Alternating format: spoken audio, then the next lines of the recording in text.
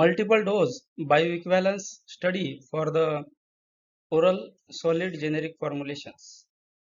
This is the topic for the video. Bioequivalence studies are required to be done and bioequivalence is required to be demonstrated for the generic formulations. In other words, can say that the generic formulations are required to be safe and effective in comparison to the reference formulations, so that the bioequivalence studies are required to be performed and bioequivalence is required to be demonstrated. Depending on to the formulation, product design, different bioequivalence study designs are selected and performed. Bioequivalence can be demonstrated through the single dose BE studies, or sometimes the multiple dose BE studies are done. This is the video for the information regarding when the multiple dose bioequivalence studies are required to be done. A multiple dose study is required or conducted when the single dose study cannot be performed or cannot be done.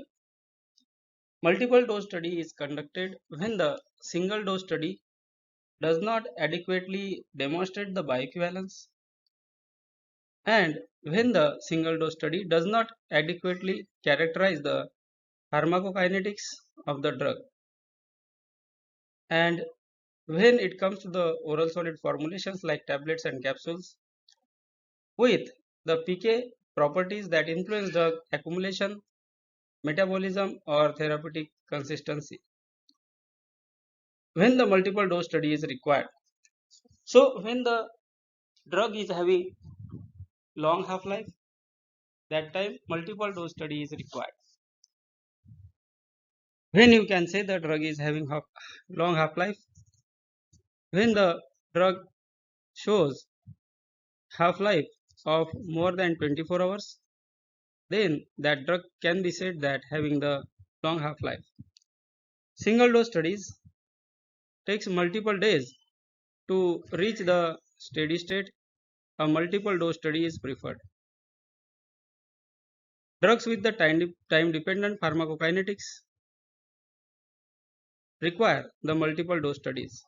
Some drugs alter their own metabolism over time, leading to changes in the PK at steady state. Drugs that induce or inhibit the metabolic enzymes over repeated dosing. So for these type of drugs, single dose study cannot suffice the requirement for demonstration of the bioequivalence. For narrow therapeutic drugs, the NTI require strict control over the drug levels to avoid the toxicity or the low effect or therapeutic failure.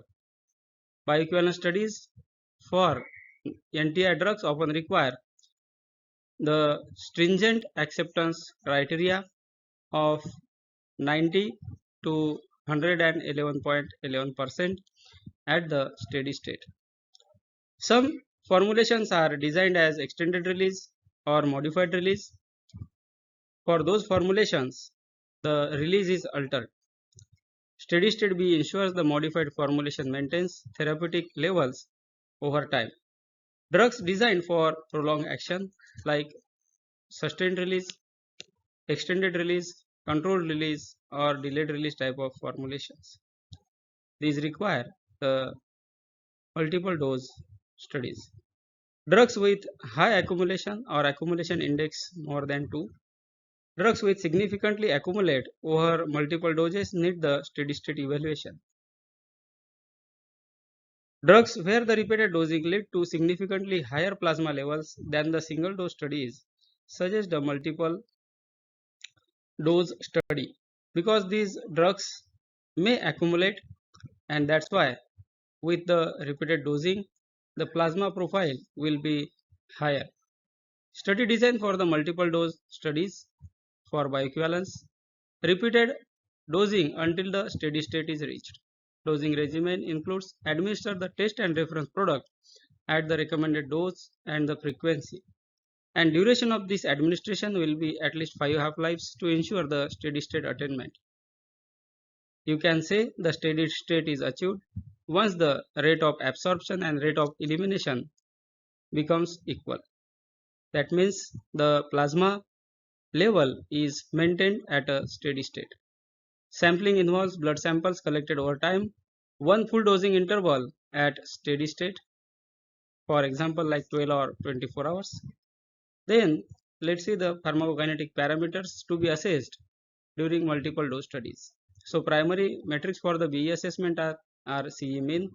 That means the lower concentration ensures baseline drug levels remain the stable. Cmax at steady state or steady state maximum concentration to measure peak exposure at the steady state.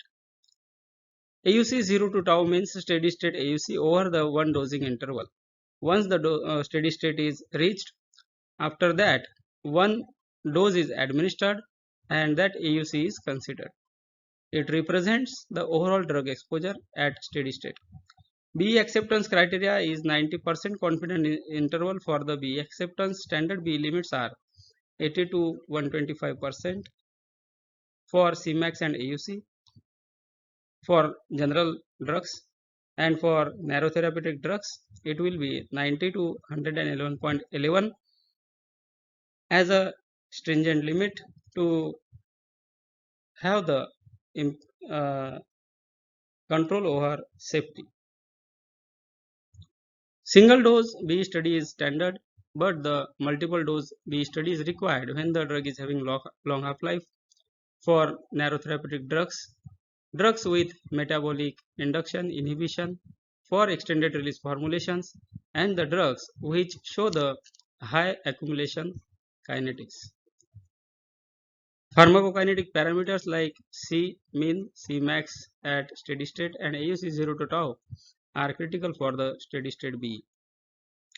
Regulatory agencies like FDA, EMA mandate the multiple dose BE for specific oral solid formulations. Also, if the drug is administered to the patients and if the drug is toxic or if there are some safety reasons, then you cannot perform the BE study onto the general public. That time patients are enrolled in the steady state study. The examples may be anti-cancer formulations and the formulations which are extended release, modified release type of formulations. These require the multiple dose studies. This was the general criteria and information onto the multiple dose bioequivalence study for the generic formulations, specifically for the oral route. Thank you for watching the video.